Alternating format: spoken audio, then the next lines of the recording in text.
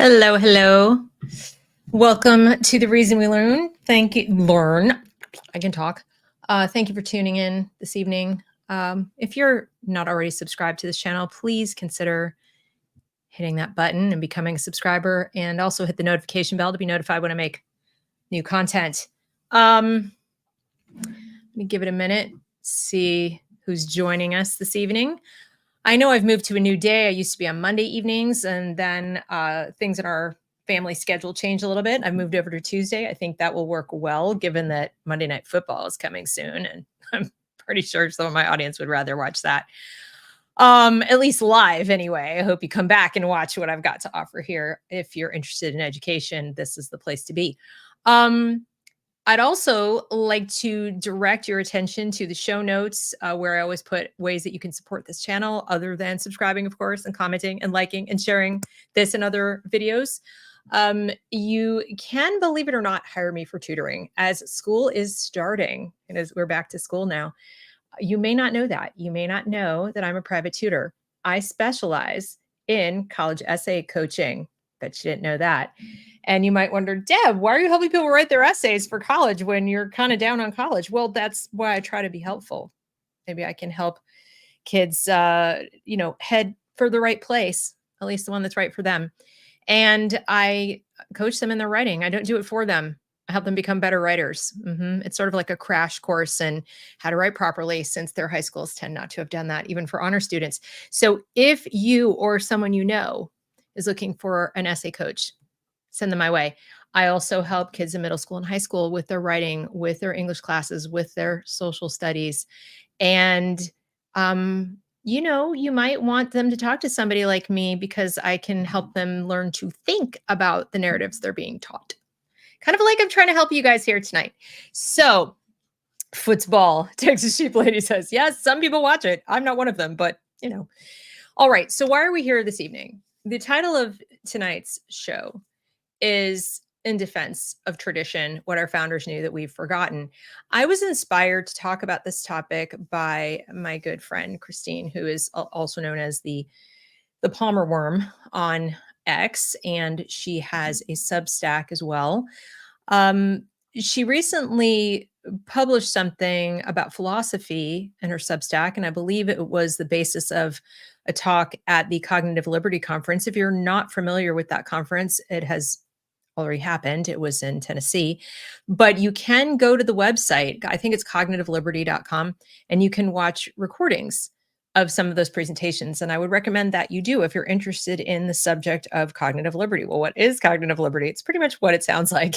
Your freedom to think and, make sense of the world without undue influence or manipulation and so on. And we are losing that. Our children certainly don't have that in their schools, even in private schools, believe it or not. So she put together a presentation aimed at tracing the lineage of the underpinnings of woke ideas. And I know if you follow James Lindsay, or if you follow her on X, it can get a little dense. It can get a little heavy, like, oh, I'm not going to read all these philosophers. I don't really understand. What are you talking about? And some people will tell you, you don't need to do that. It's irrelevant. All you need to know is they're evil. All you need to know is they're bad. All you need to know is they're Marxist. Well, not so fast. That's not all you need to know. We're not going to get out of the situation we are in. And by that, I mean a situation where we're constantly choosing lessers of two evils. We are looking at our children and just, trying to get by. We're in survival mode, constantly fighting off various forms of tyranny instead of actually defending our liberty and then enjoying it. We're never going to get out of that if we don't understand the philosophical underpinnings of how we got here and where we actually are. It's not just about how we got here. We're there. We are marinating in bad ideas. And we're actually, when I say we, I mean those of us who would call ourselves classical liberals. We would look at our founders and say, yeah, I'm like those guys. I like what they had to say. Can we go back to that? If you're inclined to think that way, guess what? You're in the minority. It has nothing to do with Republican, Democrat. You're in the minority in terms of your worldview and your thought process right now. And what we have, as she explains in her presentation, are sort of two dueling uh, ideologies that are trying to sort of kill each other, and the rest of us are caught in the middle. If you are a classical liberal, you don't fit into either of these camps, and your liberty is nowhere to be found in there. So that may explain, and I hope you come away from this presentation thinking, oh, now I get it. It's not as simple as going, bad Marxist, if what you're turning around accidentally and supporting is fascism or just a different flavor of Marxism or progressivism without even realizing it. It's not what our founders set out to build in this country. And I see it every day on X. I see people just batting that ball back and forth, and we're not going to get anywhere. So it is important to understand it, and don't let people tell you you shouldn't intellectualize this. It's really very simple. It's just this. No, you kind of do have to do the work, the mental work, but it doesn't have to be so complicated. All right. So first thing I want you to think about is, what do you remember from your study of the founding of this country? What the beliefs were of our founders? I see a lot of confusion about that on X too, or just not just X, but everywhere, where we'll hear things like, "We're a Christian nation," or "We were founded as a Christian nation," or "We were founded to uphold, the values taught in the Bible," or something, but very generically like that. And I'm really kind of astounded at how few people know fundamentally what our founders and the framers of the Constitution were trying to do, and why they put so much effort into it, and what their influences were, and what they were specifically trying, and explicitly as well, trying not to do or not to recreate. These were people who were very well read. They had read all the classics. They had studied ancient, Greece, ancient Rome. They understood why republics in the past had failed. And unlike people today, who are, let's try again. Let's try again with communism or whatever it is that's been tried umpteen times. It didn't work and millions of people died. Let's try it again. They didn't even want to repeat what they'd just come from. And that wasn't even a republic, but they didn't, go back to Rome, next nearest one. They didn't want to repeat that. They wanted to see, what worked, what didn't work, why did it fail? And what Christine did so very well was she put it together. This is actually kind of interesting. She put it together in a like a thread where she had her presentation, and I am going to show you her presentation. It's just a little bit more involved than this. I'm going to give you the sort of simplified version first, and then we're going to watch the presentation, which is not very long, and that explains it in a little more detail. But here we go. All right, so this is her thread. She says, with thanks to the Duke Report for putting the recent Substack piece philosophical overview text through ChatGPT to help normies. It's very kind of you. Thank you so much. What I think she means there is that rather than you having to read a really long, detailed analysis, this breaks it down in very simple terms. Please, loving the team effort, please save and share widely. This needs to form the basis of education for constitutional liberty across schools, higher ed, et cetera. I agree. When I read this, my brain was on fire. This is exactly what needs to happen. The founders of our country looked at the history of other republics that fell apart and realized that the same dangers that ruined them are still around today, or were still around then. They knew that these dangers would always be there, and that each new generation would need to fight against them. Remember, the tree of liberty needs to be, yeah, that sort of thing. That's why they believed tradition is super important. It's like the foundation of how we teach and learn. Tradition isn't just about old customs. It's about keeping each generation ready to defend freedom. So as we move forward, please think of tradition in this framing. A lot of people hear the word, see the word, and they think, oh yeah, customs, rituals, blah, blah, blah. And that is a huge problem, because it's why the sort of multiculturalism that has morphed into ethnic studies, that has allowed a lot of the progressive ideas to come in under the guise of tolerance and,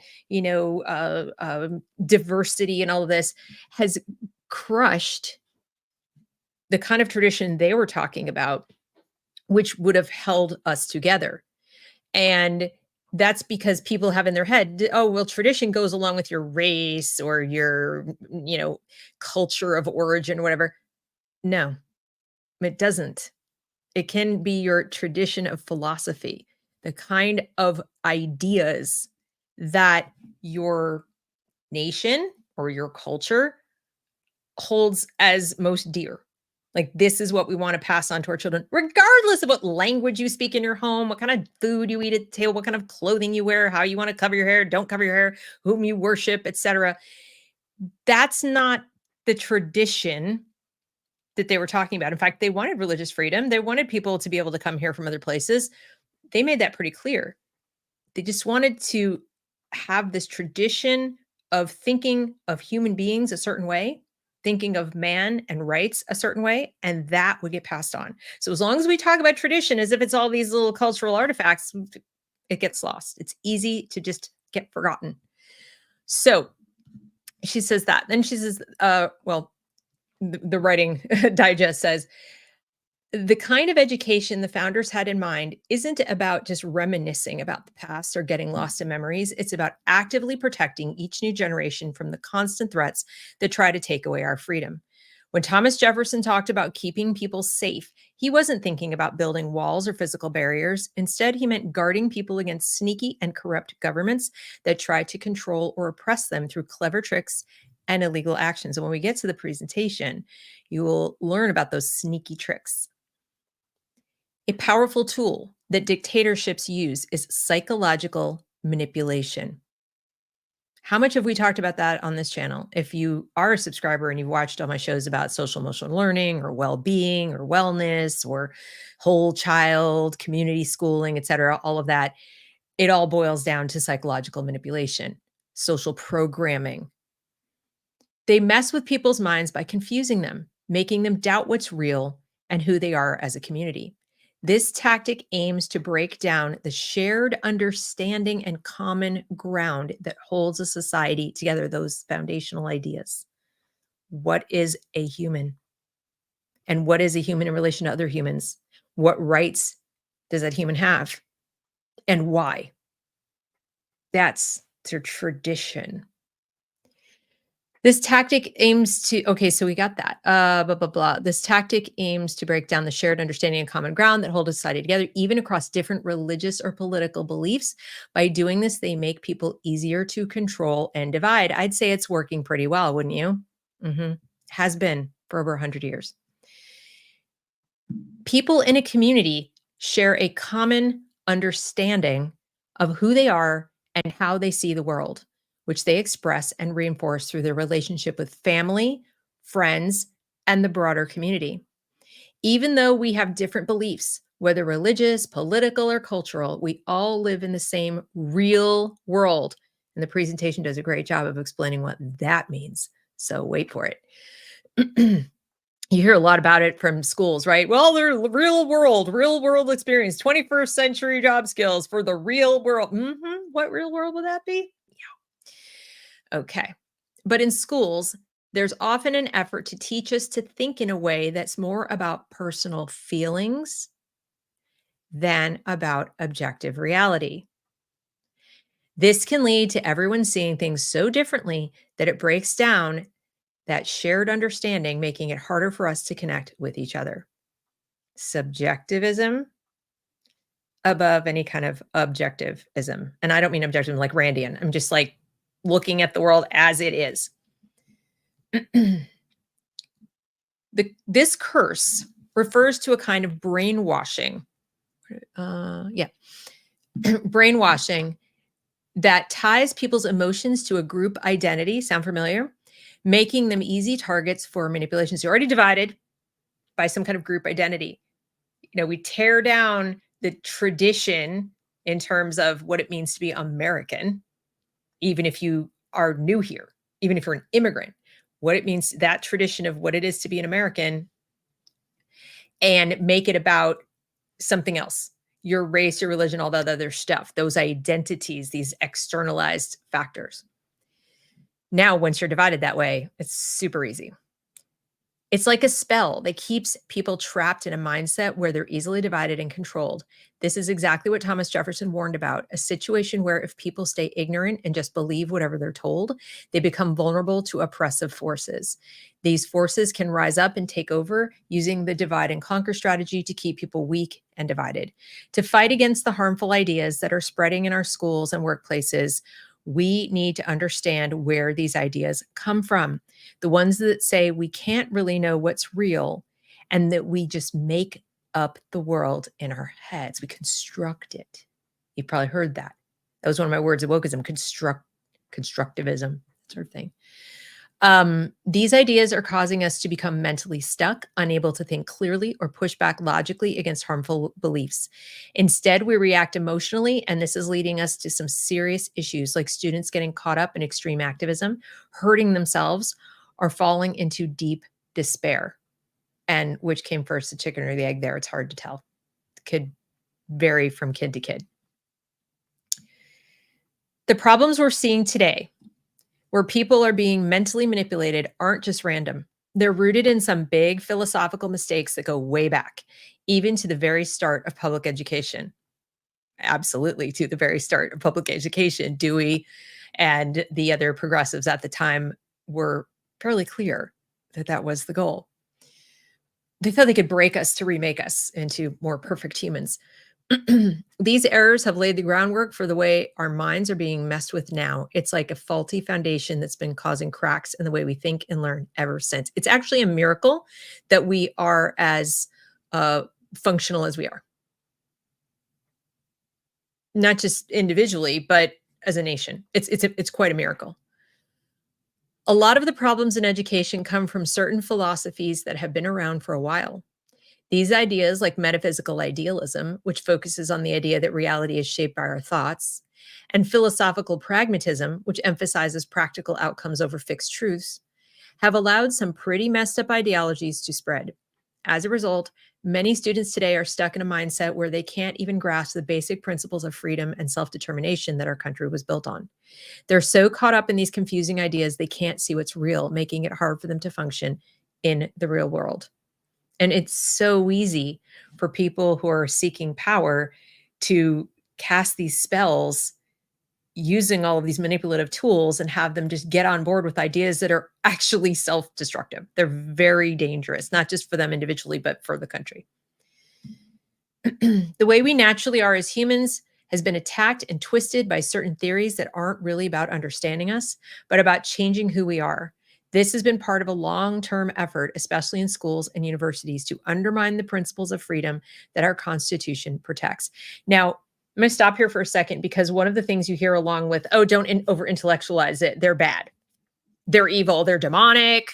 Just write them off. And then these guys are good because they disagree with the evil people. No, you must understand it. And in part, well, actually, in large part, this is why. If you don't understand what you're fighting, the flip side of that is you don't really understand what you're trying to protect. You're reacting to something that you sort of recognize as bad, but you don't know what you're protecting from the thing. So you're not going to do a very good job defending it or making the moral argument for it, which is essential, especially with young people, where their minds are not fully, especially children, their minds are not fully developed for logic and reason yet.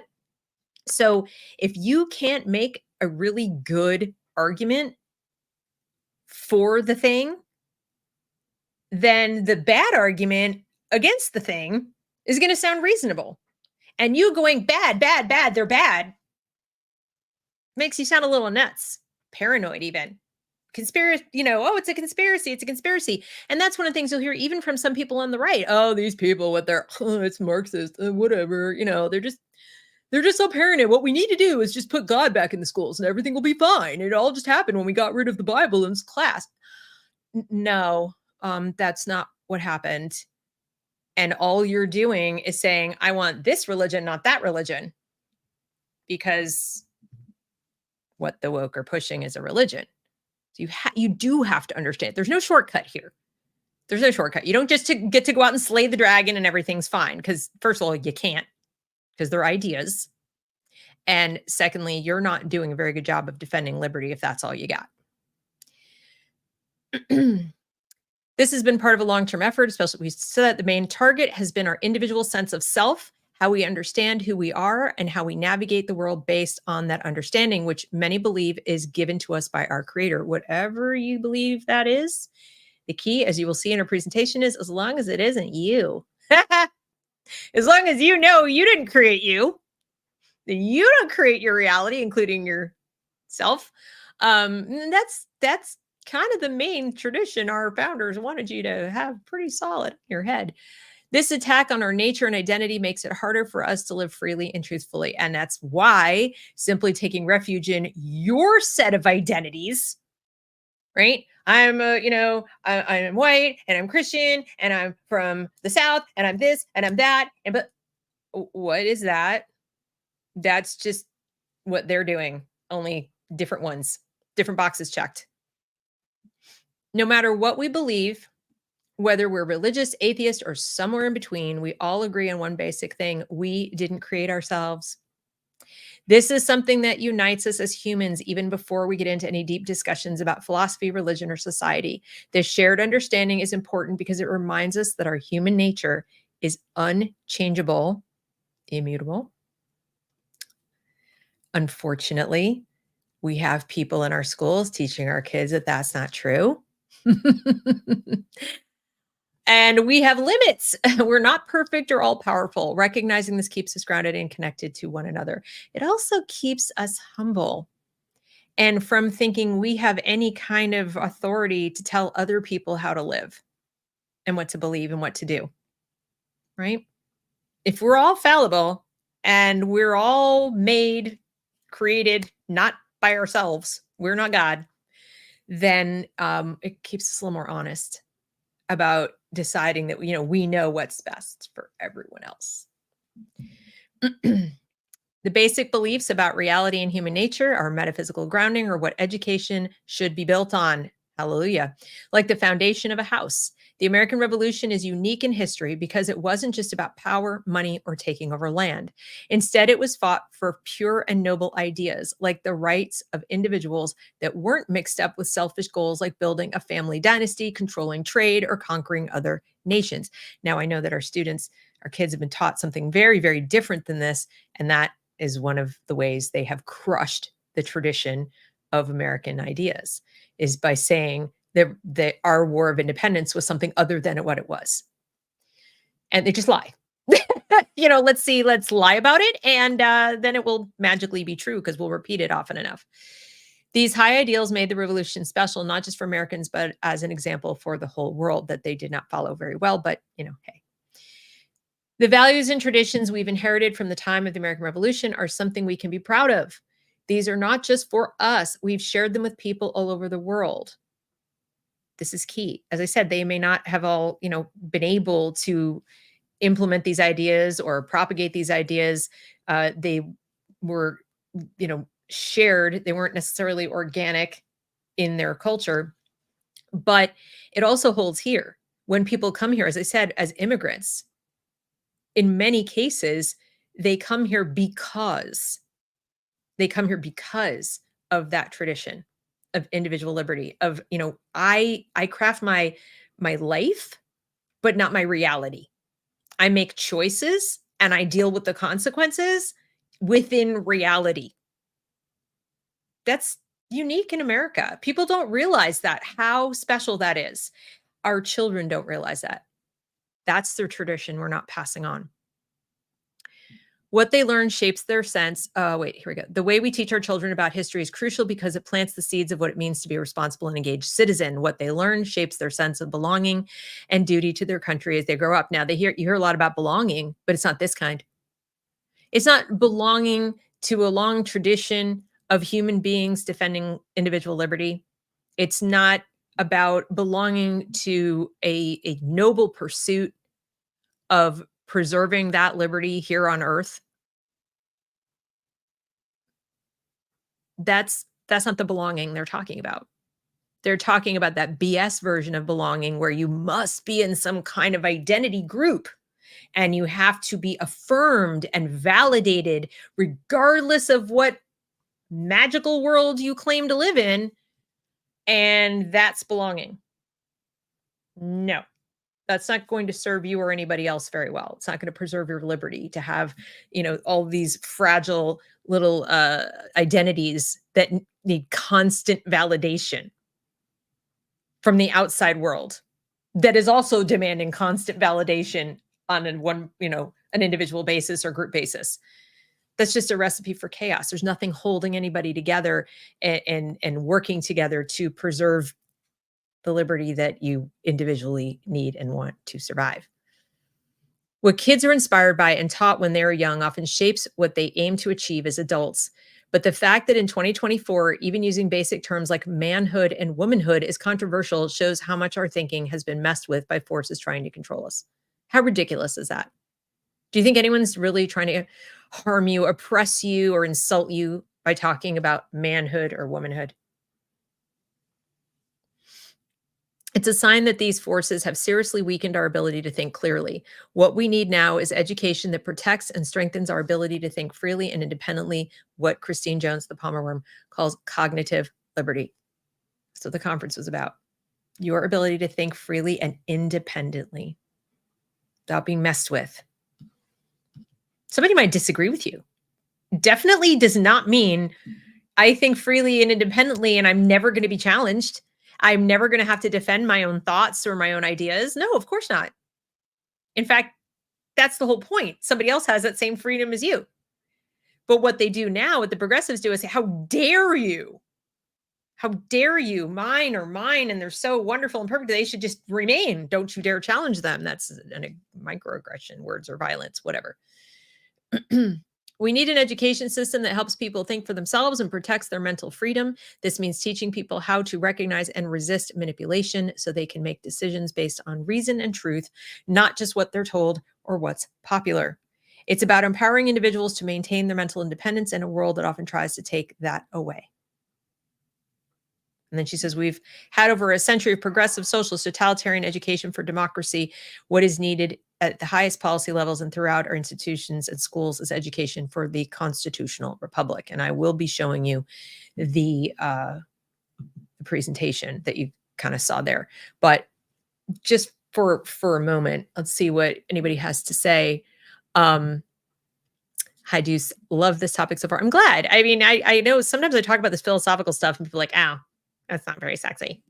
They're coming to see curriculum that's insane or some crazy teacher did something. But where is that coming from? We have to take a step back periodically and say, this is why.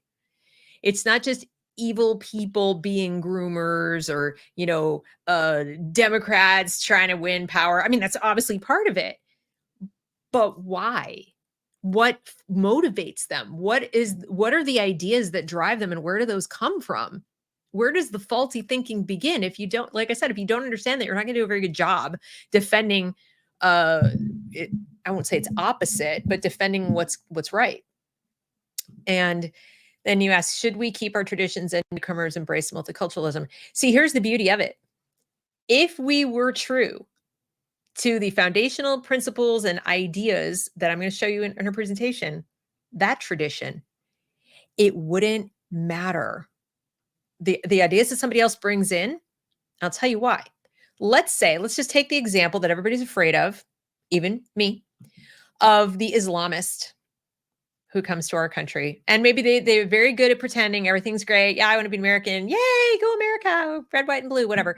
But secretly, they really want to gain some political power and somehow get us all under the boot heel of Sharia law, whatever.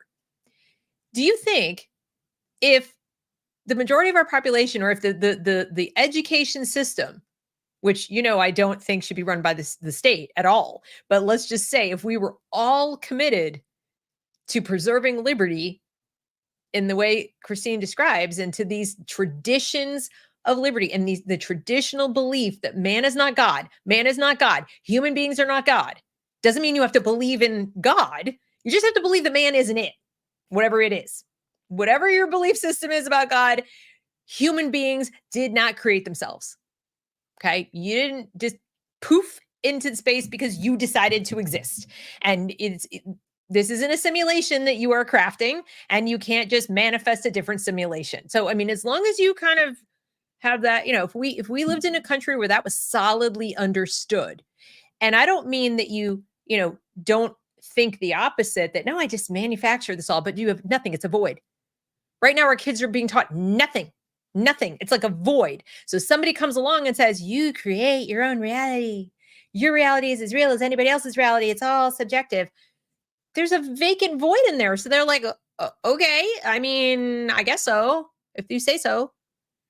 But if we didn't do that, and instead it was, no, that's not how it works. And each and every one of us has inalienable rights, and we're not God.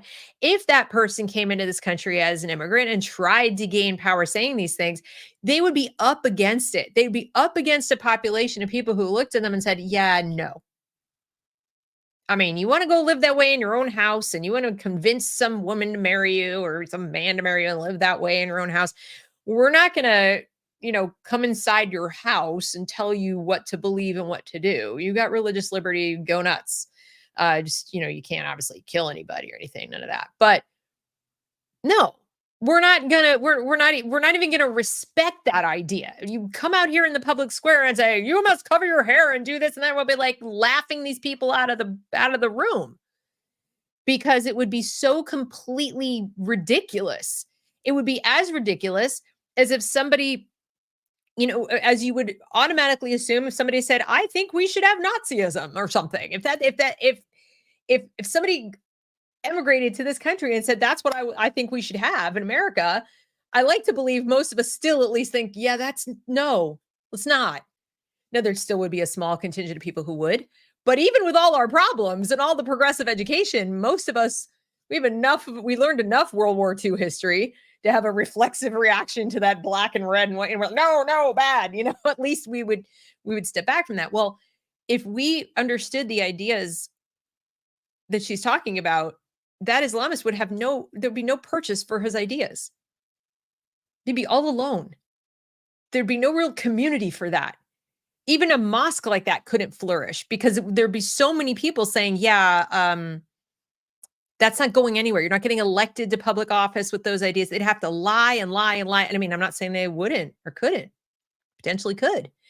But at what point do they drop the veil and go, ha ha? I mean, it's at some point, it's going to be a problem, because everybody is on board with preserving this liberty. We're not even close to that.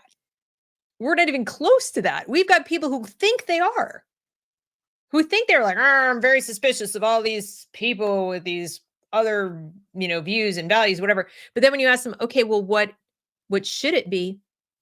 And what comes out? Well, Christianity, of course. No. You're just that guy, but with a different book. You're not really respecting the individual rights of every other person. You just want a different version of the thing controlling people.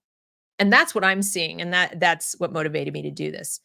All right. So now I want to show you her presentation. Now there is sound to this, and it gets a little choppy in the middle because it was done, I think, with AI, but just bear with it. It evens out. All right. So this is the presentation. And it's called Tracing the Philosophical Lineage of the Underpinnings of Woke Ideas. And you can see here the different philosophers. So I'm going to play this from the beginning. And as I said, it's a little bit choppy. I may stop it in parts to comment, but I don't think so. It's only 5 minutes. Here we go. Oh. Or critical social justice. Hang on. To track academically, it is easy to track the ideological lineage of modern wokeness or critical social justice and Freirean pedagogy back to Marx and Hegel, then Kant, Hume, Rousseau, and Descartes. Based on this, we can go even further back, though harder to track, to the Jesuits, Rosicrucian Gnostics, Giambattista Vico, Swedenborg, Bohème, Hermeticism, Christian esotericism, and Loranic Kabbalah. Now I'm going to pause there for a second. No one in the right mind expects you to remember all these names. That's not the point. The point is that these ideas can be traced very far back. That's the key thing for you to understand. It's not like it just came up in the 60s or it just showed up with the Frankfurt School or anything like that. These ideas have been around a very, very long time, and they've been dueling for a long time. But this is only half of the story. American progressivism has a similar epistemic lineage. Lyndon B. Johnson and Franklin D. Roosevelt tie back to Woodrow Wilson, W.E.B. Du Bois, John Dewey, and the St. Louis Hegelians. The social gospel ties back to the Fabians, and then right back to Marx, Hegel, Kant, and Descartes. The same is true of fascism: Hitler, Mussolini, Gentile, Nietzsche, Strauss, Schmidt, Heidegger, Herder, Fichte, back through to Hegel, Kant, Hume, Rousseau, and Descartes. This is known as the theory of ideas, or idealism. Also, theory of ideas is, so that's kind of like one strain of thought. So just remember that, theory of ideas. German idealism. This departs significantly from classic American liberalism, which is derived from Thomas Reid and James Beattie, or what is known as Scottish common sense realism, the Scottish Enlightenment, including John Locke, and crucially, Thomas Jefferson, James Madison, and James Wilson. The fundamental ontological and metaphysical beliefs between classical liberalism and the theory of ideas could not be any more different, and indeed they are in direct opposition to one another. The question is, what do they believe? Classical liberalism holds to the metaphysical belief that man is not the creator of existence, that existence is created independently of any designs of man, that man is not God, that man is flawed and limited, and thus no man has divine authority over his fellow man.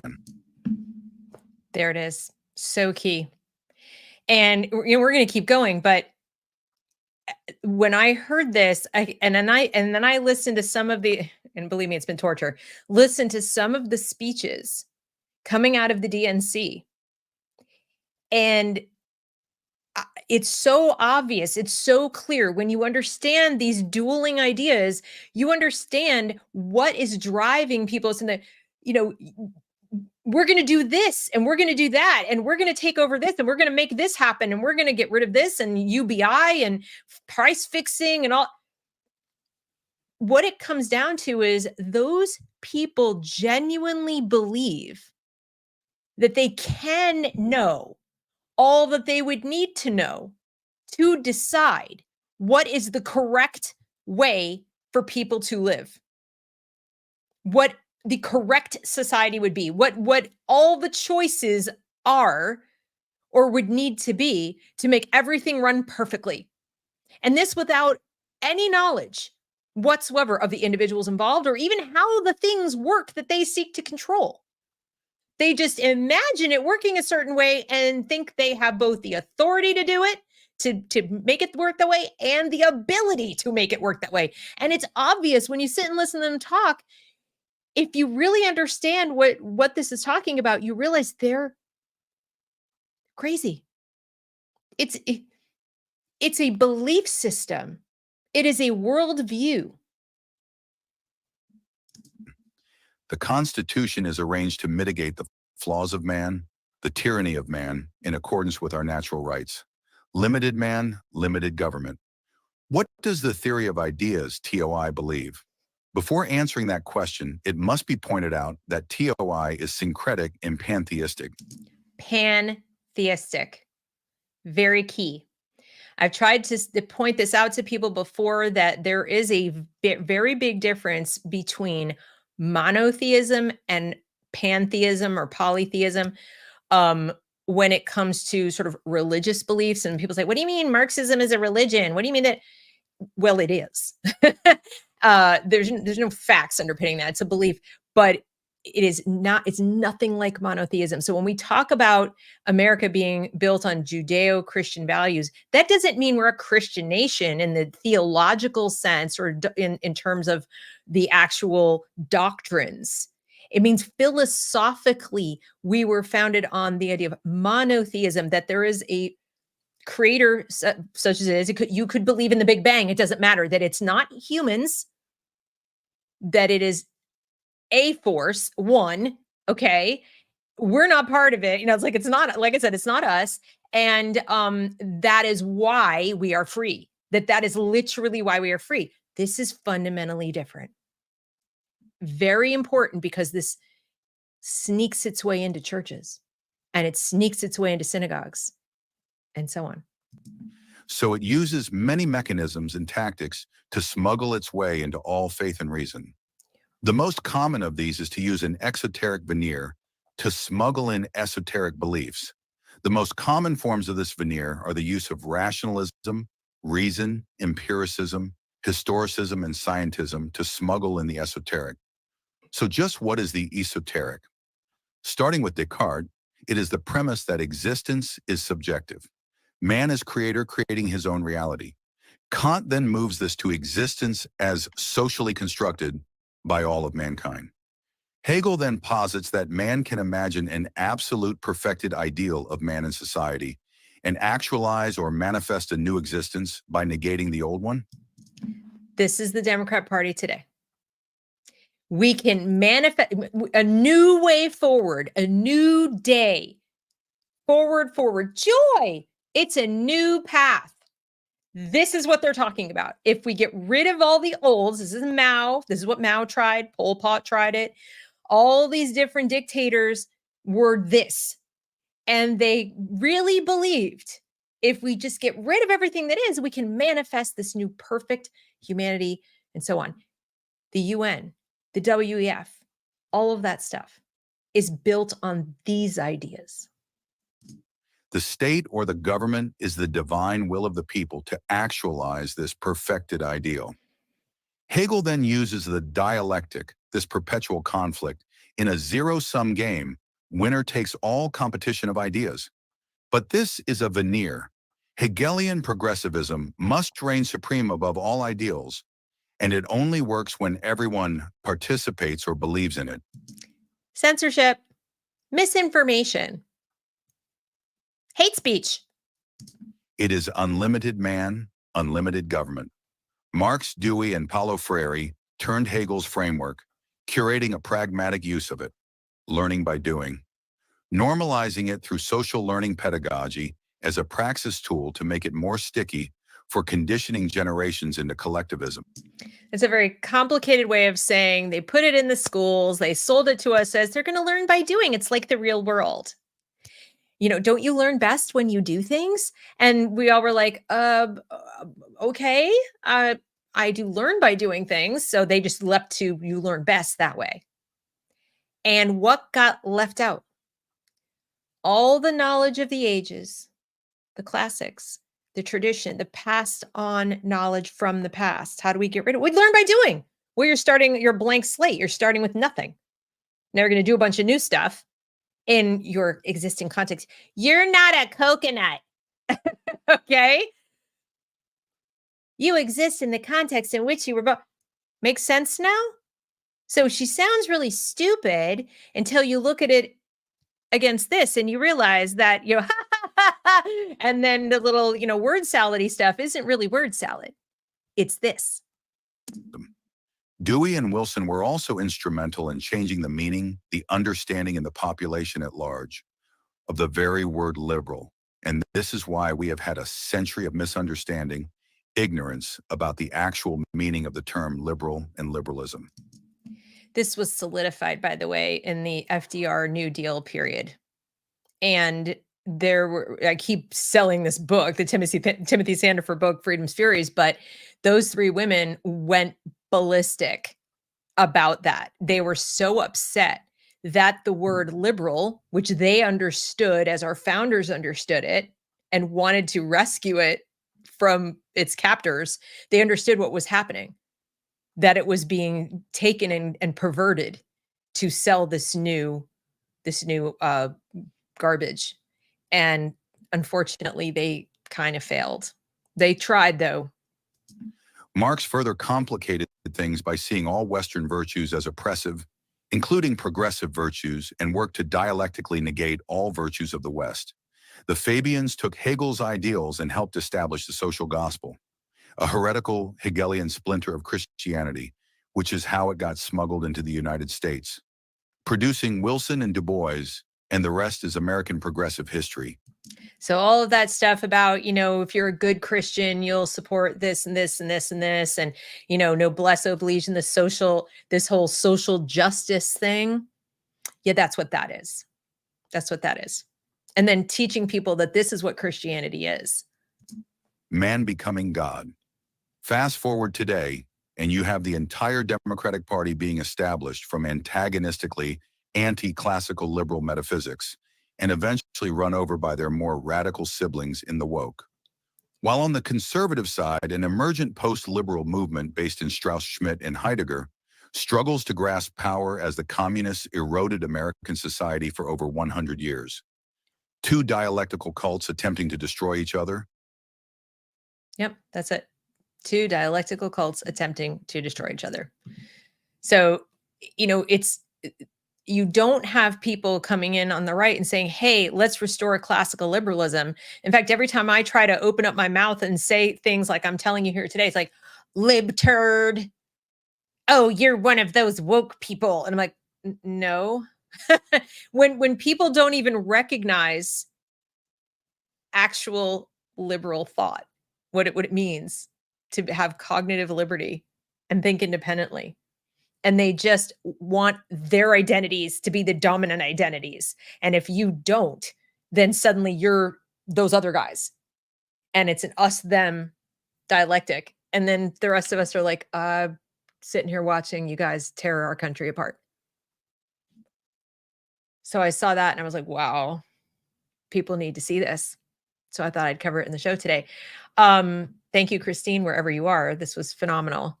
And I'm going to drop the link into the chat and pin it for you guys, because I think everyone should, see it, share it, make it your own. Anyway, let's see what you guys think of it. All right. So Ego Brain says they broke us all right. Yeah, very true. Trade Bear says Michigan has a large Muslim community for decades with little issues. It can be integrated into U.S. culture and still remain true to Islam. Very true. It really comes down to how much we as a people are willing to defend these ideas, these classical liberal ideas, and as I said, make the moral case for them. And then hold people accountable who won't respect those rights and just make it very clear. No, you can't do that. You're not going to make me live by your rules. That's not how it works in America. That's what makes America America, is that I get to live my way, you get to live your way. And as long as I'm not trespassing on you, literally, you don't have anything to say about it. Our ideas are not in competition. They're not. They become competitive when you want to go ask guys with guns to force me to do what you want me to do that doesn't in any way, affect you positively or negatively. And then ironically, now we have people standing up there in Chicago who are telling me every single day, if I watch any of these speeches, they're saying, we want to aggress against you. We want to aggress against you. We want to take things from you. We want to, violate your liberty. That's what I hear. I don't hear, we're going to give you things. I hear we're going to take your choices from you. We are going to fundamentally change the marketplace. We are going to dominate everybody. We are going to make the choices for people. We're going to decide what things cost. We're going to decide how much is available in the marketplace. We're not going to let things function organically because we know best and you don't. That's what I hear. And I hear it because I was fortunate enough to be educated in the traditions of cognitive liberty and classical liberalism. All right. So I'm glad, Trey Bear, that you liked it. I think she did an amazing, amazing job. She's just a brilliant researcher and reads prolifically and has done so much to share with us. The UK has crossed over into "we aren't here to integrate" line that has been denounced, has to be denounced completely. I agree. And what we see in the UK ought to be a big red warning flag to us, That's what happens when, you have these, man as God, you have these two dueling things. The UK is what happens when, you know, classical liberalism just doesn't exist. It just doesn't exist.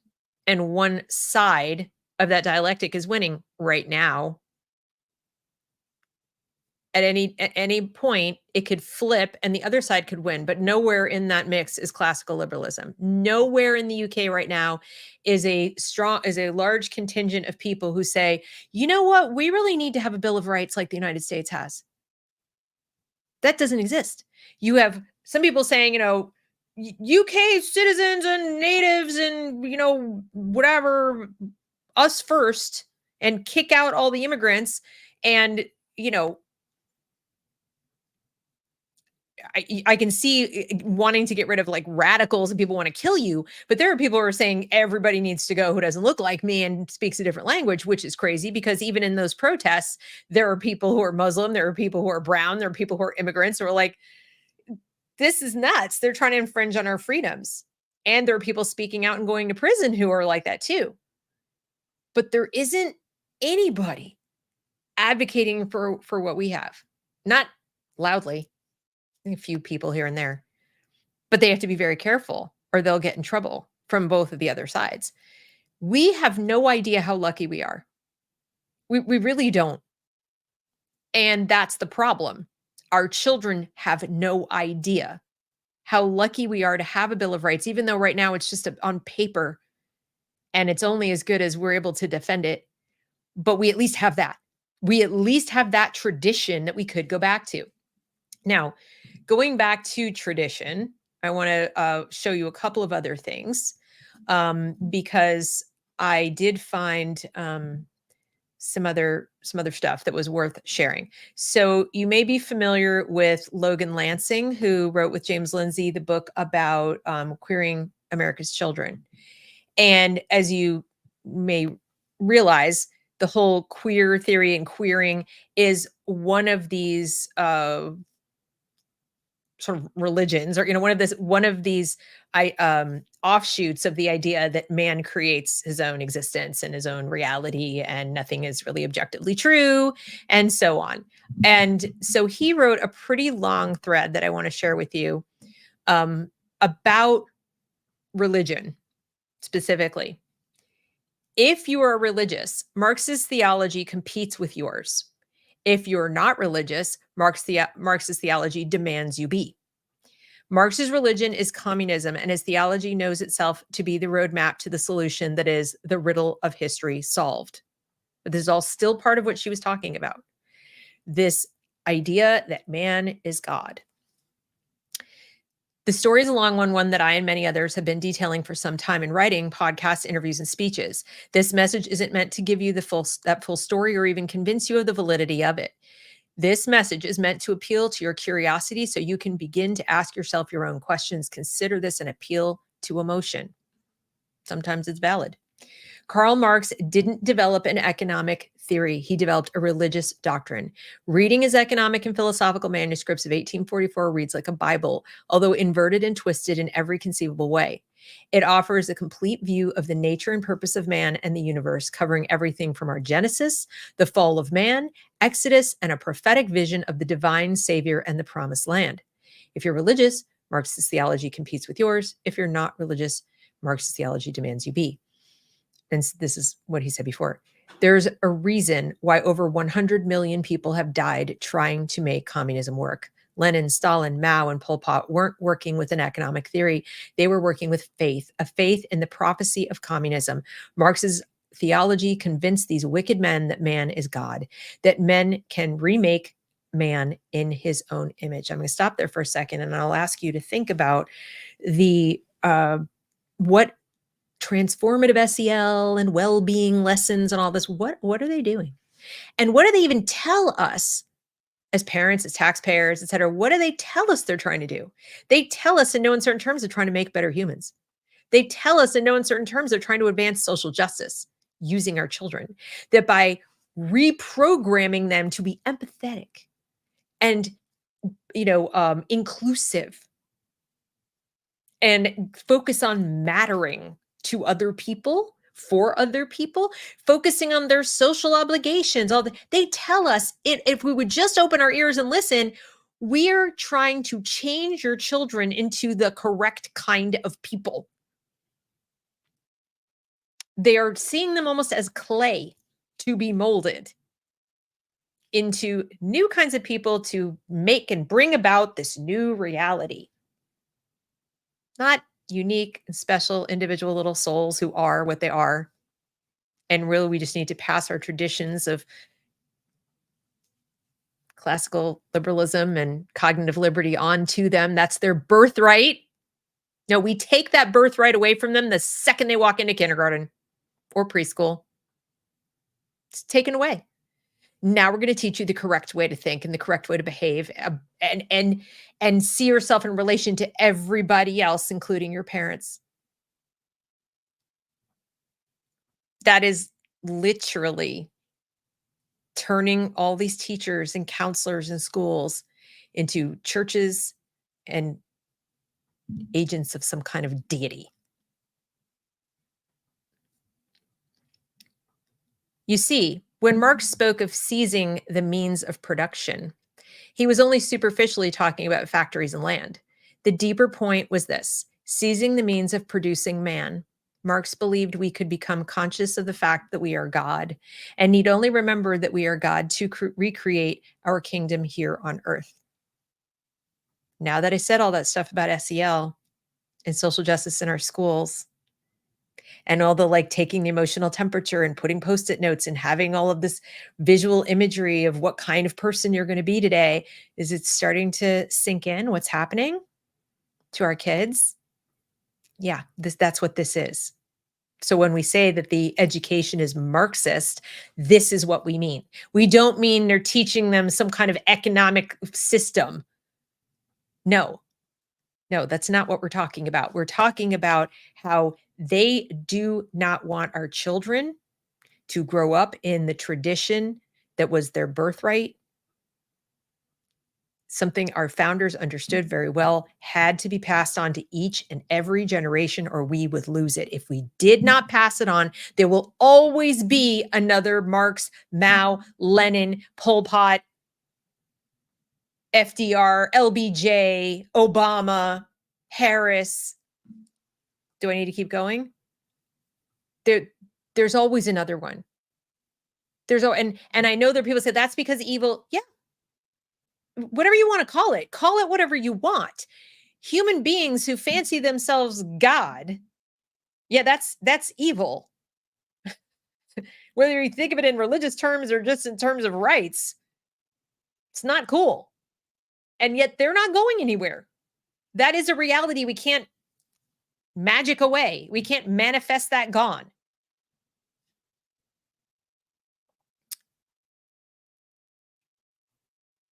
We are not God and can never be God. So when we act as God and attempt to alter the nature of reality, we fall into what can only be described as hell.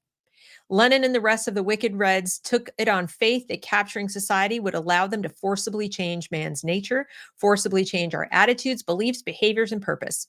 Rather than living as individuals with the liberty to seek our own faith or lack thereof and purpose, those that fell under the boot of communism were meant to fold into a collective where everyone worked from each according to his ability, to each according to his needs. We cannot realize we are God if everyone doesn't go along with the program. So those who wouldn't adopt the new faith were shot. Everyone else was expected to take it on faith that the stomach pains would subside if they just tried harder to make communism work. Those are our stomach pains, comrade. We're all in this together. Millions starved to death in the cold darkness that is Marx's prophecy. And now we are hearing a candidate for president talk about fixing prices. And then what does she say? You have to think about the return on investment of what this will do to whole communities. This is how we build the community. If we give $6,000 to each new parent in the first year of their child's life, this will come back to all of us. We're all in this together. No recognition of the fact that neither she nor any other person owns that property that she presumes to give away. It doesn't even exist. It has to be printed or borrowed. but it will just be fine. It will return on investment and we're all in it together. What it's like, I don't need to explain to you how it's going to work. I believe that it will, so it will. And people cheer. And I'm over here like, whimper, somebody please make it stop. Because to me, I hear exactly what it is. I am God. Am I not? Of course I am. Because I believe that I am. That's what they're all saying. There's no evidence whatsoever that what they're talking about doing will do anything good for anyone. But she says words and people go, yay. And by the way, we've tried all those things and they've always resulted in disaster. But this time, because we believe. By the middle to late 20th century, the world learned of the horrors of communism. It had lost not only the economic argument, but the moral one. Still, there were those who couldn't give it up. Why? Because they didn't care about the facts. They had faith.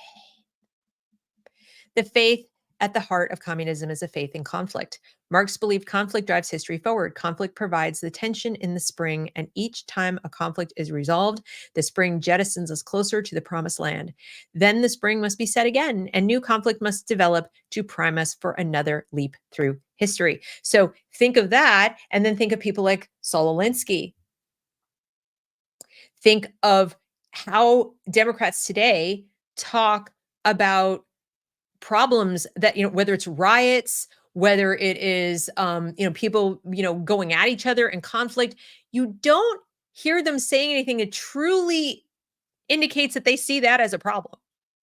Well, this is what happens. People do things. This is what has to happen to make change. You don't hear them saying this was awful. Oh my God. Look at the whole city that got burnt down. Look at all the people who lost their businesses. This is tragic. Look what was destroyed. Look at how many dreams are now in ash. How many people have died? How many billions have been squandered? No, that's not what they say. This indicates that change is coming. We need a change. Forward, forward, forward. That is absolutely how communists think. They're telling you every day, every utterance that comes out of their mouth, they are telling you this. And when you try to call it out, as James Lindsay does and other people do, and you'll see people go, oh, stop. Everything I don't like is Marxism, whatever. The only people who say that are people who are Marxists and don't want you to call it out. Either because they're just in denial that this thing they have is faith-based. They still want to believe, no, this is reality. Or they just don't know. They don't know the history. That's one of the problems with creating the sort of boogeyman of the Soviet Union during the Cold War. And then telling Americans, look, we won the Cold War, is that people think we killed the boogeyman, that it was a boogeyman. We killed it. It's dead. And now people are trying to resurrect it. Why wouldn't they think that? Because that is what the left does, what the Marxists do with racism. One could argue, I would argue, racism has always been, will always be, is never going anywhere. The only thing you can do is protect rights and minimize the impact and thus minimize the number of people who will be racist, because what human beings do learn from consequences. They do.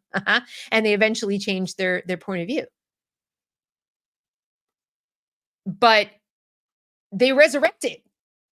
There it is. There it is. There it is. That's racist. That's racist. So it's ironic. They resurrect boogeymen all the time and then pointing, oh, communist is a boogeyman. No, it's a set of ideas and it's very real. It's just as real as racism. I wouldn't tell you that racism is gone. I'm just telling you that you have dug it up and you're nurturing it. You're feeding it. You're growing it like a weed that you keep feeding. And they're doing the same thing with communism. The history of all hitherto existing society is the history of class struggles. Freeman and slave, patrician and plebeian, lord and serf, guildmaster and journeyman, in a word, oppressor and oppressed. Marx, the Communist Manifesto. Sound familiar? Because conflict is the engine of their faith, Marxists not only welcome conflict, but they strive to create it. Again, sound familiar? They draw harsh dividing lines wherever they can, hoping for conflict to rear its head between opposing forces that can load the spring. Conflict fuels the car, and only when we reach the end of history will all conflicts resolve. With all conflicts resolved, can we disembark because we've exhausted our fuel supply? I guess we'll all be dead at that point. I don't understand what is so great about the end of history. This I never understood from the whole Communist Manifesto. I'm like, the end of history, we're all dead. And this is good. Why? Like, you must really hate humanity if you think, I mean, it's like Thanos. Yay, we ended history. We're not here to appreciate it or enjoy it. Why we would enjoy it, I don't know, but okay. The communists of today have new tools to generate conflict. You've heard about them. Critical race theory is meant to drive conflict between racial groups. Post-colonial theory is meant to drive conflict between the West and everyone else. Queer theory is meant to drive conflict between anything considered normal and legitimate and everything else. Postmodernism is meant to drive conflict between your truth and my truth. Marxists create these theories, applying Marx's basic formula to new, more targeted domains. At the end of the day, all that is important is that there is an oppressor and an oppressed, and all that is important is that we find ourselves in conflict. Diversity, equity, and inclusion, DEI, is the framework created by Marxists to impose their faith on others. Diversity means diverse in regard to the oppressor and his worldview. So if we're dealing with critical race theory, diversity means being diverse when compared not only to white people, but their sociocultural private property, whiteness, and their white supremacist ideology. Larry Elder was renamed the black face of white supremacy because the Marxists don't care about his diversity. He doesn't believe as they do, so he doesn't count as diverse. Equity means forcing equality of outcome between oppressor and oppressed. The evidence for this point is overwhelming. Equity, as VP Harris has said, means we all reach the same place in the breadline. And inclusion means excluding the oppressor and his worldview. James Damore was fired for saying men and women are on average different.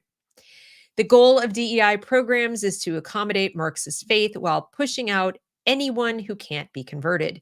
That's why wherever you find DEI, you find an ideological echo chamber that generates conflict to identity dissenters.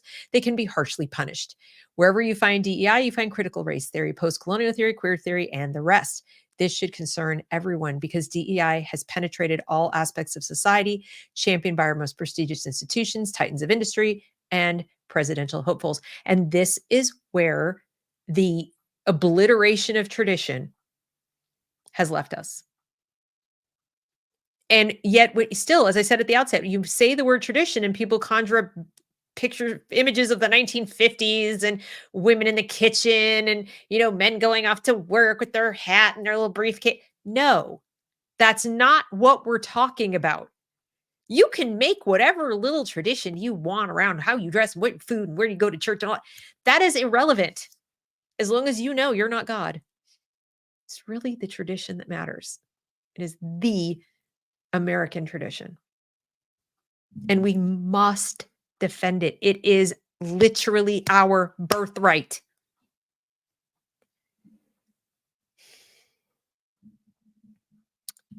Conflict drives the Marxist faith. Why is it that Harris and Waltz appear to be drawing a lot of lines? White versus black, men versus women, straight versus LGBTQIA+, American citizens versus illegal immigrants rebranded to migrants. Weird.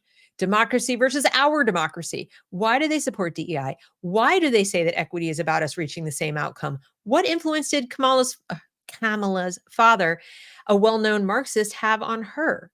What did Waltz learn and study while in China? Why do their speeches sound like sermons? Why does Harris say we must stay woke in so many words? Consider for a moment that they're communists. 21st century communists aggressively pursuing the highest office in the land, giving us a good look at the new face of an old faith. If you're religious, the Marxist faith wishes to forcefully convert you.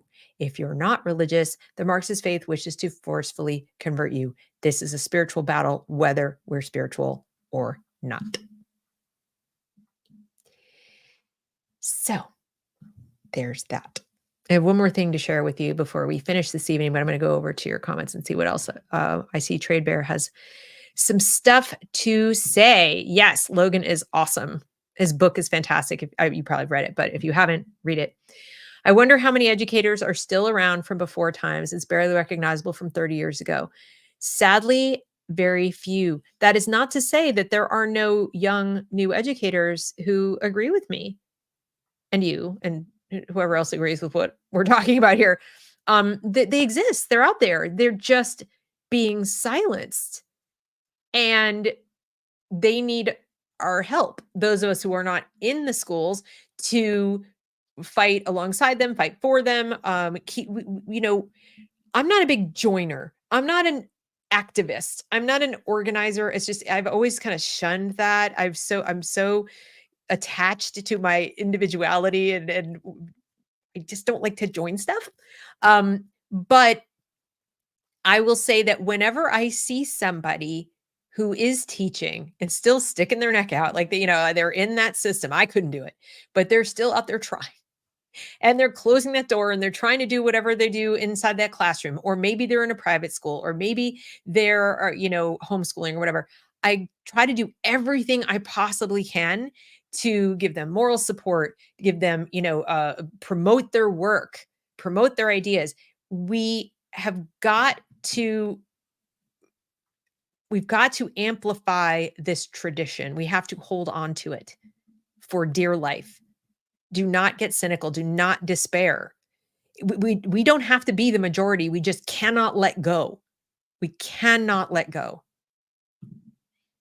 Trey Bear says, it's so sad that some are taught to disregard any ideas in art because someone with lighter skin created it. Yes. And that it's so easy too, when they do that, to get defensive and say, that's anti-white, or, well, you're a racist too. Both things are true statements. But that's not really the core point, is it? The point is that's religious dogma. That's irrational. That is exactly like the Islamist, the radical fundamentalist, Sharia law loving Islamist, not regular average Muslim, who sees the world in this black and white, and you are good and you are bad and you should. That's what that is. That's what that is. So yes, it's racist. Yes, it's anti-white, but why? The burning of the American Library of Alexandria. And sadly, they don't need to burn it. They just need to stop printing the books and erase them from the digital catalog, make everything digitized, and make it impossible to find knowledge that we know exists. There are things I've searched for and I'm like, I know it exists. I know this book was written once and I know it's out there. I'll search and search and search and I can't find it. And yet I have a copy. This happened with a book, and Ethan Harris, if he's anywhere, he can back me up on this. There's a book called From Time Immemorial. I have it on my shelf downstairs, falling apart. But that book, written, I believe, in the early 80s, you can't get it. You have to go into like all kinds of archive stuff online, and then you might have to pay to access it and to even be able to download a copy. And who wants to download, like a 600-page book or whatever? Otherwise, you're going to be paying hundreds and hundreds of dollars for it. People don't want you to read that book because it presents a different view of the Mideast conflict. Let's see. Deb, let me offer you some sanity on the economics. Where is it? Where's your sanity? Can I have some? Pretty please? I feel insane watching what they're talking about anyway. Camford says tradition is an odd thing to defend if one is an objectivist. Old for the sake of old, yet the communists believe in primordial communism. They're cornered the market on tradition. Well, I'm not sure, Camper, if you tuned in late to this show, but that you're reflecting what I said most people do wrong, which is assume that the word tradition means old customs simply because they're old. I'm pretty sure Ayn Rand wouldn't say that the belief that man does not create himself and his own reality, like my truth, your truth. I'm pretty sure I'm on solid ground that Ayn Rand would agree with me that reality is that A is A. It's observable. And that's what our founders believe too. They may have been deists and they may have had different literal customs and traditions that we have, but that's really the important one. The important one is that man is flawed and has neither the authority nor moral or ethical to tell other humans what to do, because we're not God. Camford Ansel says black and white thinking in the extreme is the essence of borderline personality disorder. Yes, it is. And what is interesting about communism and its religion, is that it encourages a borderline personality. Absolutely. That is part of why we see so much personality disorder now, especially in young people. You can cultivate that in people. It's actually not that hard.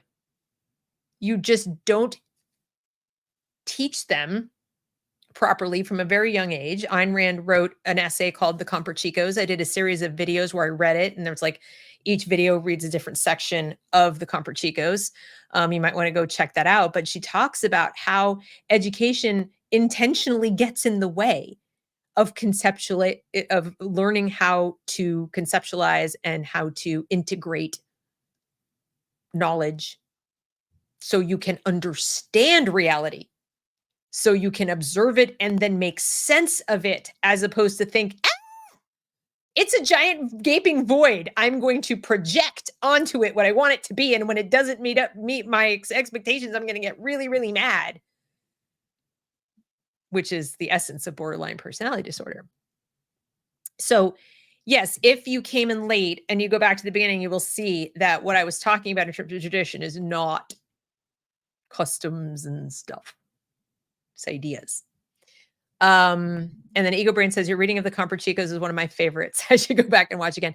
Well, the Comperchicos is one of my favorites as far as essays go and as far as things that she's ever written. Now I love the things that she's written. I believe it or not, I favor her nonfiction over her fiction. But if I pick the fiction, I like Fountainhead better than Atlas, even though Atlas is a little bit more prophetic. And my favorite is Anthem. So, I have weird preferences, but that's my take. The last thing I wanted to show you, it's a little out there relative to what I've been talking about tonight, and I don't know that I agree with it. Okay, so I'm gonna preface this by saying I'm not sure I agree with its fundamental premise. I'm not a man, so maybe the men in the audience, you guys can react to it. But I found it interesting in connection with today's topic about tradition, in the sense that it highlights something that I think is a problem, which is that when we forget or just simply fail to maintain this tradition of classical liberal thinking, and we allow progressives to get rid of everything old, baby, bathwater, the bathtub, the whole, get rid of it all. It's all bad. Everything that came before is bad because we have to remake reality every day. We may be throwing out some stuff that is important. And I never thought of this when I read this book. I've read the book that Evan is talking about here. This is Evan Amato. I was an American Studies major in college, so I read a lot of Hemingway and Fitzgerald. I found this very interesting. So I thought I would share it with you. And then, you can have whatever thoughts you have about it. Like I said, this is not necessarily a 100% endorsement of this. It's just one of those food for thought kind of situations when it comes to tradition. I think if we were to keep alive the tradition of cognitive liberty, we would have been able to have debates about the ideas he's about to present, and we wouldn't have just knee-jerk thrown things away on the altar of, sacrifice them on the altar of progressivism, progress, and, fundamentally Marxist religion. Okay, so 100 years ago, Hemingway predicted the West's cultural ruin. His peers believed a world without morals would free them, but Hemingway knew it would lead them to doom. Here's what he predicted in his 1926 novel. Now, I'm also going to say, put that word morals in quotes, in the sense that if you're going to assume that, Papa Hemingway meant, Christianity or some kind of religious morals, no, that's not what he's talking about. That's not what he meant, but more in the literal sense of, just sort of right and wrong, rational versus irrational in terms of what is a good way to live. All right. Hemingway writes about the death of morality in The Sun Also Rises. Set in the 1920s, it depicts a group of World War I veterans in Europe. Traumatized by the war, they've concluded life is nothing but suffering. They reject meaning and morals and instead live for liquor and sex. And what is so interesting to me about this, and I was a little bit obsessed with this whole time period because my grandfather fought in World War I. And after the war, like the expats, he stayed there for, I think, at least 2 years and hung out in Paris, hung out in some of the same bars. He used to tell me there were a bunch of bums. James Joyce still owes me money. Like, I mean, we think of them as, like, oh my God, they're so famous. They wrote those books. But to my grandfather, it was just like, whatever, bunch of bums, bunch of drunks. So he couldn't understand why I was reading all of their writings. He was like, But I remember asking my grandfather rather, to tell me what he thought beyond they're a bunch of bums. What did he think about that post-war period and why did he stay and what were his thoughts at the time? And what's interesting is that he did share with me some of these ideas. He just didn't descend into it the way Hemingway did and the way he observed some other people do it. He saw it, he observed it, and he decided it wasn't for him, that he felt so grateful that he was still alive, that life was beautiful and there was good in the world, more of the sort of Tolkien kind of, there is good in the world in spite of all the horrors I've just witnessed, and I'm gonna go home and start a family. So he just had a different reaction. But I think there were a lot of people that reacted this way. Protagonist Jake Barnes reveals how empty such a life is. That is true. I read the book. He was made impotent by the war, both literally and spiritually. By abandoning morality, he loses his sense of strength, heroism, and vitality. His life is reduced to desperate lusting over Lady Brett, who rejects him. But what's worse is that Jake is not alone. All the men in the novel live shallow lives of envy and lust. Hemingway's point is this: by destroying morality, you emasculate men. If a man has nothing to fight for, he's reduced to destructive hedonism. And again, you can disagree with Hemingway, you can disagree with Evan, but it's an interesting point that when we live in a time, as I believe we do now, where you tell people, you make your own reality, you should just self-actualize, and everything about the past is bad. We got to tear it all down and start from the ashes, that kind of thing. You don't know what you're fighting for. You don't know why you're just flailing. You're hollow. And I see this a lot in teenagers. They're just empty. And that emptiness creates a lot of emotional dysregulation and dysfunction, which makes them very malleable, easy to manipulate by tyrants who lie to them and tell, this will give you meaning, show up and protest. This will make you feel like life is worth fighting for. Here's a goal, here's a cause, here's something.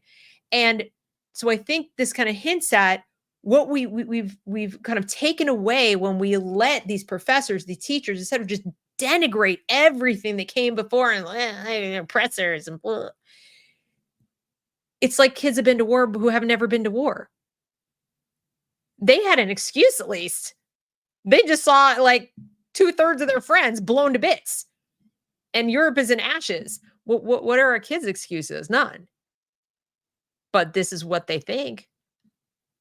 Rejecting morality is bad for women too. Lady Brett, for instance, is beautiful but lonely. So think of all the women. I'm going to get my abortion.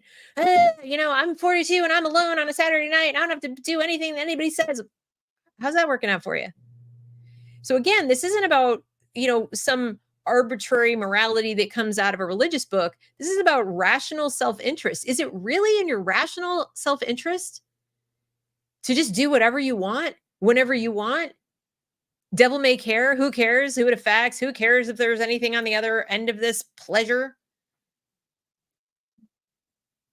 She rejects traditional moral values and devotes her life to casual sex in the quest for independence. But what are the results? And that's not to say that pursuing your independence is in and of itself bad. It's just, if you're pursuing it for its own sake, look at me, I'm alone. To do what? If you're saying, I want to be on my own because I want to do X, Y, Z, whatever, that's how my life is going to be free and I'm going to do the things that I want to do, you go on with your bad stuff, I guess. But if it's just about me, I want to do what I want to do and everybody else, uh, what's that about? Lady Brett mourns that her life is hollow since she's traded love for lust. She laments she's lonely, but refuses to give up her independence. The freedom she gains by rejecting morality imprisons her in a cold, lonely sadness. Look around. What do we see, especially amongst women on the left? What do we see? And I'm not sitting here saying everyone should be a trad wife. Please don't hear me say that. That's not what I'm saying. I'm saying if you jump on this bandwagon of, independence for its own sake, and this is somehow that's highest ideal, is rejecting everything from the past. I don't want any of that, and I don't even think about what it might offer me rationally. Companionship, economic freedom, or a little bit more anyway, or partnership, children, stability. There's a lot of practical, good, rational reasons that you might not want to spend your adult life alone. But the progressives have encouraged people, especially women, to be like, that's oppressive. I'm throwing it all away. But does that automatically result in a happy life? No, it does not. But we're not allowing our children to have the cognitive liberty to weigh these options against each other. One is good and one is oppressive. Through these characters, Hemingway argues that the rejection of morality emasculates men and entraps women in a heartbreaking quest for independence. What then is his answer to living with meaning? I don't like the word independence. I don't think independence is his issue. I think it's more quest for self-actualization. You can be independent and in a relationship. That interdependent in that respect. I think it's more about actualizing myself in some way, and it separate and apart from everybody else is above and beyond everything. Hemingway acknowledges that life is indeed bleak, and because of this, he affirms the need to fight for meaning. I would agree with that. I'm not saying it's bleak. I'm just saying that meaning isn't going to just appear.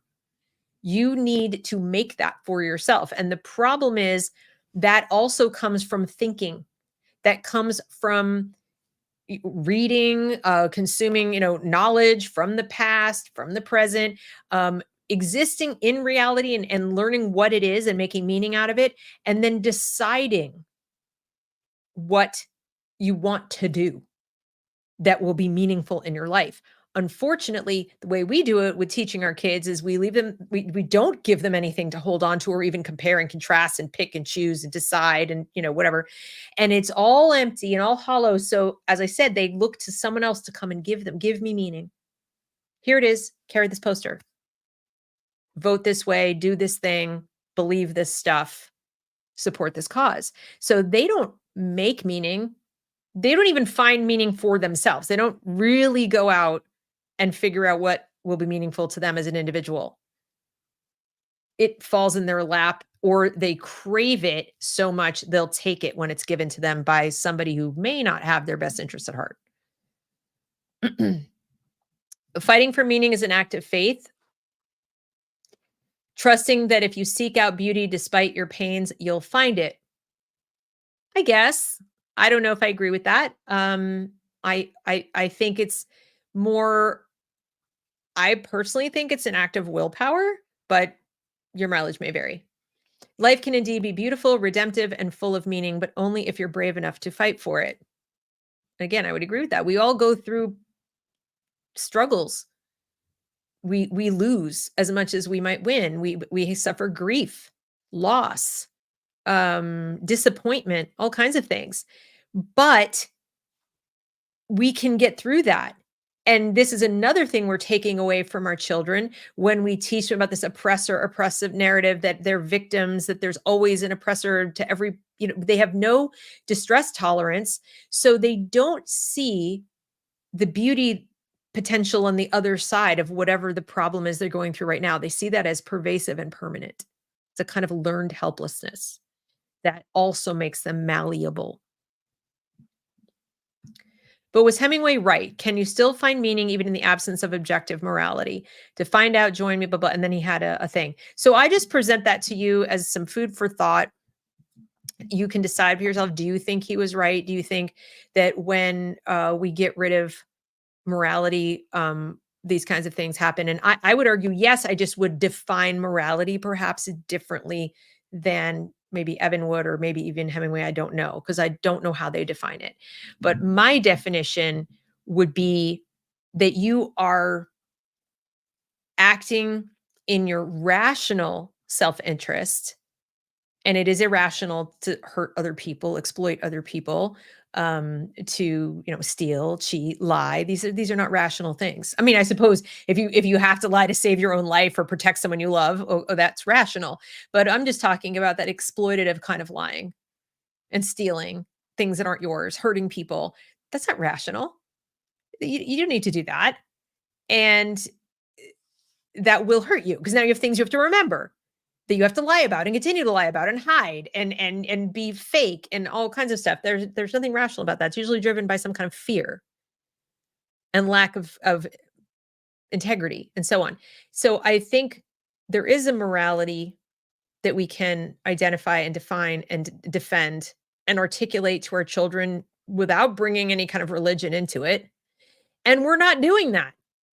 We're not. We have restorative justice in schools. Like, everyone has a point. That, the bully who's been beating up on you all week, and now, you're going to sit with him and hear his side of the story. What? That's immoral on its face. You shouldn't have to do that.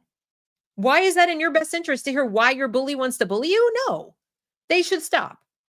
That's it. End of story. They're aggressing against you for no good reason. You didn't do anything to provoke it.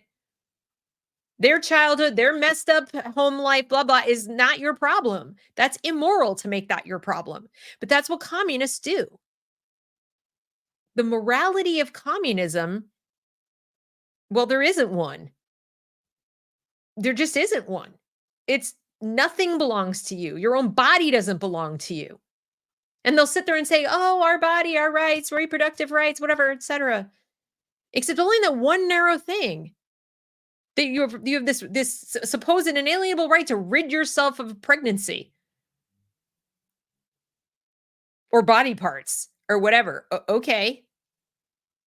But what about the right to not take a treatment during a pandemic that I don't want and don't believe in? No, don't have that. Don't want to cover my face with a mask when I'm not, you not demonstrated that I'm, a danger to anybody. No, you don't have bodily autonomy then. They're liars. Morality is what we say it is today, and it'll change tomorrow. And essentially all you need to know is that you don't belong to you. You have no rights except what we let you do on any given day. All of your money belongs to us. And then, except the part we let you keep. When you hear people talk about tax cuts as if somehow that you didn't have a right to that was given to you from what? From the giant pot of money that you earned that supposedly belonged to government in the first place? Never hear about spending cuts. Just tax cuts, how terrible they are. So I guess I just wanted to bring this to everybody's attention, because as these political things are going on and these speeches are being made, all I hear is communism. To me, it's religious. To me, I feel like I'm sitting and watching some sickening church service in a fundamentalist, crazy cult. Like we're all living in an expanded version of Jonestown. And I'm just waiting for somebody to come along and put a gun to my head and say, we heard you didn't want to drink the Kool-Aid. That's a problem. Which, of course, has already happened in England. And the tradition we need to defend is saying no. Freedom, liberty means I get to say no to your beliefs, your religion. And if you tell me I don't, you're the illiberal one. When you tell me I don't get to say no to a belief system, you're the illiberal one, not me. You don't get to call yourself a liberal. We need to take back that term, and we need to defend the tradition of cognitive liberty in America. It's the only place on earth that it ever really was, and it will disappear if we don't defend it. So, all right, one last check of what you guys had to say. Texas Cheap Lady, baby bath and indoor plumbing. Yes, we will soon see that go away when the communists have their way, and they start subsidizing home buying, and then you come to find out that those notice they didn't say homes. They said housing. They said housing. We need affordable housing. So $25,000 to go buy something. Pretty soon we're going to find there a little box in a brutalist piece of architecture that looks remarkably like the Soviet Union. But hey, you have a roof over your head. Aren't you happy? And then we might not have the indoor plumbing pretty soon. They throw away science. Yes, they do. But they just have scientism. As Christine said in her presentation, science becomes a religion. Everything has become faith-based. We can't challenge any of it. It's a lot like living back in, the Spanish Inquisition or medieval times where, it's what the church says. Francisco de Conia. What about him? I'm not sure. You put a question mark, so I'm not sure. Future cat ladies. Yeah. I mean, Lady Brett. I guess you could classify her as a cat lady. I don't like the term cat lady. And it's not just because I have 4 cats and I'm married and I have kids. It's the wrong animal. Cats are very independent creatures, and they don't they're not really the choice of people who are like this. Those are the people who have dogs, but the kind of dog that just follows you everywhere and is, that's like a dog person. I'm not saying all dog people are like that. I'm just saying cats don't really like fake people very well. They really don't. It's difficult for women to have it all, but with the right man or woman, that certainly helps your chances. Yes, it does. And I would say it's difficult for people to have it all. We talk all the time about, women, you can't have it all. Women, you can't have it all. Well, duh, but neither can a man. It's very difficult for a man to go have a really successful career where he's moving up, or he's an entrepreneur starting a business and he's growing it and he's busy all the time. It is very difficult, not impossible, but very, very difficult to do that and be a super involved dad, be very present. Life is about trade-offs for people, humans, men, women. When you decide, I want to be a parent and I want to have a family and I want my kids to have a really solid foundation and know that they're loved, and I want to know them and I want them to grow up having me around, and I want to pass on my values and my and the traditions of liberty or whatever, hearing from my mouth, not from some agent of the state. That takes time, it takes commitment, it takes enthusiasm, attention, and every child is going to be different if you have more than one, so you got to do it a little differently. You know, to adapt. It's very, very difficult to do that and be a high flyer in your career, whether you're male or female. It doesn't matter. The only difference, of course, is the female has to set aside the actual physical gestation time and delivery, and then unless you're going to hand off the baby to somebody else, it's usually the woman in the first few months of life. But after the first year, it's an equal thing. It's having all of it very challenging. Humans need to understand the reality of life is there are trade-offs, and you don't get to have it all like Instagram. It doesn't work that way. Marxism being completely without morality is a big discussion. It is. It has a pseudo morality. It masquerades as a morality of, goodness and kindness and giving, and empathy and all this stuff. But it's a lie, because where is the empathy in stealing? Where is the empathy in force? forced conversion, forced, coerced taxation, and all those things. Where's the kindness in believe what I tell you to believe or else? And the constant judgment that you are falling short of the collective. The only way you have value in this world is in your relationship to the collective. You're a god, except you're not. Camphor says, I have a cat too, Aurelius. What a great name. Yes, little lap dogs. And it's not that I hate little lap dogs. I actually like a little, King Charles Spaniel or whatever. I don't have one. I have like hound dogs, but it's just a personality thing. I don't know. My cats stay away from people who are fake. Let's see. Maxwell Being says you have great content. You're very well informed. Well done. Thank you. Well, thank you so much, Maxwell Being. I appreciate that. Texas Sheep Lady says a friend turned down a promotion because he wanted to be a husband and father first and a scientist second. Yeah. There's no perfect answer. There are trade-offs. And each person has to decide that. We're not teaching our children that. We're not. We went through a phase, especially with girls, with women, saying that you should have a career, be a woman, you can have it all. Remember now I'm going to date myself. Does anyone remember the Anjali commercials for the perfume? Do you remember that? It's based on an actual song, but where she says, I can bring home the bacon fried up in a pan and never, ever let you forget that you're a man. She goes, because I'm a woman. And she like takes off her suit coat. And she's got like a little camisole and she lets down her hair and she's all sexy suddenly, but she comes home in a business suit and she's like, I can cook and I can earn the money and I'm this sex pot in the bedroom. And I remember being a kid, younger than 10, and seeing these commercials and being like, is that what I have to do? Oh my God. I remember even thinking that seemed like a lot. That seemed like a lot. But that was the thing. That's what you were supposed to do. You're supposed to be this, career woman, and you're supposed to also be hot, and you're supposed to be a cook and clean and have babies. And it's just a freaking lie.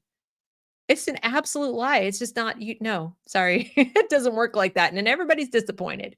Men, women, everybody's disappointed. And today you have kids who we went from that to not only can you not have it all, you shouldn't want it all because this is oppressive. Being a wife and mother and those kind of things, that's so retro, old, trad, bad, oppression, patriarchy, bleh, right? Or if you're going to do it, if you're going to have children, now they become this kind of fashion accessory for you to take to protests and to, be all gender neutral about or whatever. But children are not seen as separate, unique individuals that you are responsible for. They're props in your self-actualization, which is kind of worse than the whole you can have it all lie. And then Texas Sheep Lady says, weren't King Charles bred to guard the king? They aren't typical lapdogs. I don't know. Maybe. Probably. They do bark quite a bit. They're awful cute though. Anyway, so to wrap up, and thank you guys for sticking with me this long on such a philosophical topic. The philosophy does matter. And you're going to continue to see on social media, if you're there, or even Substack or the news in general. I've seen people even writing op-eds saying, oh, look at these people think they're so smart, calling her a communist. She is a communist. So is Waltz.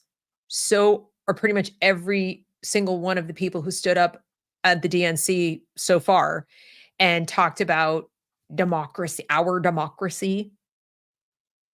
We don't have a democracy. We use democratic means to elect our representatives in this constitutional republic. But our founders wanted to keep this tradition of understanding that we are imperfect humans, that we are separate from other humans. We are individuals, and we have neither the right nor the authority to tell other people how to live. because if we started to believe that we did, that's when we would demand democracy rule, mob rule. And that's where tyranny comes from. That's how you elect your own tyrant. In every one of the North Korea, Stalin, Pol Pot, all these people, Hitler, they were democratically elected. So what? Democracy is not some magical preservative for liberty. It's not at all. Quite the opposite, actually. So that's what they talk about. Even as they obviously perpetrated a coup to get rid of the person who was elected in a primary to run and simply installed his replacement. But democracy. So remember, it matters. The philosophy does matter, and don't let anybody bully you into thinking that you're going to be fine if you just label it evil and elect the people who say they don't like her. Like, she's bad and you think she's bad, so that means we're good. Listen closely to what they're saying. And you may feel like, well, Deb, that's great. Now I have no choices. You could vote for Chase Oliver. I mean, you could, but just remember, whichever way you go, you're not getting anybody who appreciates individual liberty. That's not on the ballot this year. It has to be in you. You have to keep it alive, no matter who gets elected. You have to pass it to your children, no matter who gets elected, no matter where they go to school. It's up to you to keep that tradition alive. And as long as you do, and as long as I do, and as long as all of us who want to defend this tradition keep it going and refuse to give up on it, it's going to be a lot harder for it to disappear. And maybe we can bring it back. Thanks for watching. Please like, share, subscribe if you're not already subscribed. Do consider the different ways that you can support the channel. And if you know of any students who are looking for tutoring this academic year or college essay coaching, please send them my way. And I hope you guys have a great evening. Take it easy.